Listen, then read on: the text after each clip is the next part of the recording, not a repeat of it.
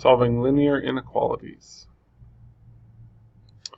Alright, so a linear inequality is really just the same as a linear equation, but instead of it being equal, we're going to put in a inequality symbol. Okay? And that means instead of our solution having to be right on this line, it can be anywhere, in this case below the line, because we have a y is less than. Okay, so our y value is less than, y value is less than that line. Okay, the solution to a linear inequality is anything in the shaded area, anything below the line. Okay, in this case it has to be below the line, it can't be on the line because I have just a less than sign. If I had a less than or equal to sign, it could be on the line or anything below. Okay. So concept one is identifying solutions for inequalities, and this is pretty much the same process as identifying the solution to a linear equation. Okay, so here we have our linear equation, and here we have our possible solution. Alright, hopefully you're comfortable with this. We would take our 2, put it in for x, 2 times 2 plus 1, and then we could fill in our 5 for y. 2 times 2 is 4, plus 1 is 5. We have 5 equal to 5.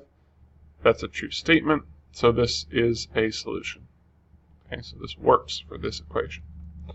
Alright, now we come down here to our linear inequality. Same process. 2 subs in for x. Add 1. And then our 4 subs in for y. 2 times 2 plus 1 is 5. So is 4 less than or equal to 5? Well, yes it is. So this is also a solution to our linear inequality.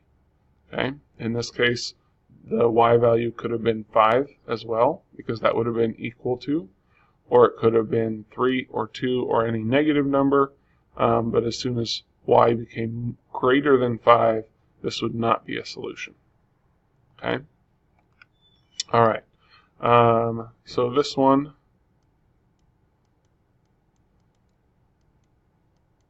so is 2 for a solution to y is greater than negative x minus 4. So if we plug in our values, y is greater than negative 2 minus 4. Oops, I'm supposed to put 4 in there. Okay. 4 is greater than negative 2 minus 4. Negative 2 minus 4 would be a negative 6.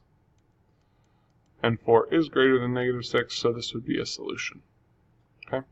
Once we got to, say, let's see, if we had a negative number here, so if y was negative 7, this wouldn't be a solution.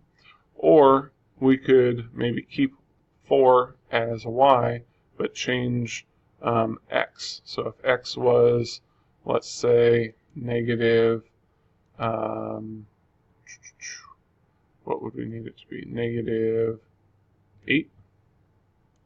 Right? So if we tried negative 8, 4, I don't know if I'm doing this in my head right, and put that in. So we have a negative 8 minus 4. Negative 8 is positive 8. Positive 8 minus 4 would be 4.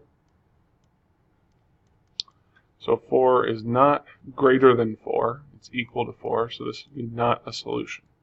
So this is not a solution to our inequality. This one is.